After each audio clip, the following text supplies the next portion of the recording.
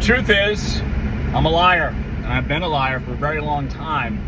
I had a microphone for 27 years. I was a radio talk show host, and I lied about a lot. I lied about my values when I wasn't living them. I lied about candidates I supported, saying I voted for that person and I didn't. I lied out of fear. Little white lies sometimes, half-truths, flat-out lies. There weren't many of those, but there were times where I was not completely honest. And I did that because I wanted to fit in. I didn't want to be outcast and kicked out of the tribe, because this is what we're taught in radio. Your audience is a tribe. Your demographic matters, and that's the key to you keeping a job. So you say what you got to say to stay employed. Now, I tell you this for a couple of different reasons. A, to finally be honest with you.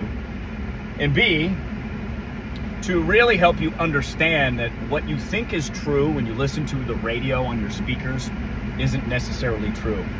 It could be a little white lie, a half-truth, or it could be just a flat-out lie, something done out of fear so that host doesn't lose their audience. I did a full podcast episode about this. If you want to check it out, it is everywhere. It's called Equal Matters with Rob Hunter. So something to consider, because you might be doing the same thing at work. You might be doing the same thing in your business. If you're a leader, you might be not telling your team the full truth, thinking that, they're not going to handle the truth very well. Give it a shot. Try it one time today. Speak the truth and see what happens. And then maybe tomorrow you can do it 2 times. Donald Rumsfeld, who was the Secretary of Defense for a long time, he said there are dozens of ways not to lie, but that in and of itself is a lie.